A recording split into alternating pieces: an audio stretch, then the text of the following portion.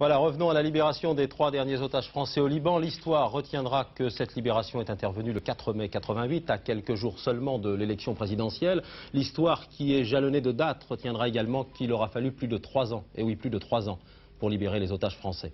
Martine Laroche-Joubert.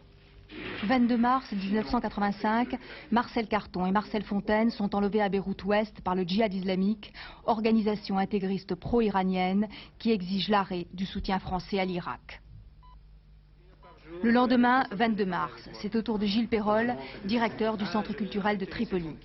Retenu par les FARL, des chrétiens marxistes, qui le relâchent le 2 avril, en échange, semble-t-il, de la libération d'Abdallah, toujours emprisonné en France.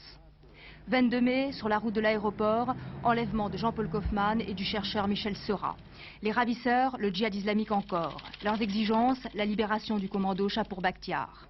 Près d'un an après, le 5 mars 86, le djihad islamique annonce l'exécution de Michel Seurat. D'après Jean-Paul Kaufmann, il serait mort d'un cancer. 3 jours après la mort annoncée de Michel Seurat, le 8 mars 86, l'équipe d'Antenne 2 est enlevée par l'OJR, l'Organisation de la justice révolutionnaire de mouvance iranienne, qui dénonce l'ensemble de la politique française au Proche-Orient. Le 20 juin, Philippe Rochaud et Georges Hansen sont libérés. Le 24 décembre, c'est au tour d'Aurel Cornéa, tandis que Jean-Louis Normandin reste emprisonné. La même année 86, 2 autres Français sont libérés, Camille Sontag, 84 ans, et Marcel Koudari.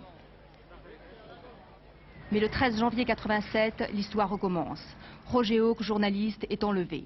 Il sera libéré le 27 novembre 87 par l'OJR, en même temps que Jean-Louis Normandin d'Antenne 2. Il n'y a plus aujourd'hui d'otages français aux mains d'extrémistes libanais. Oui,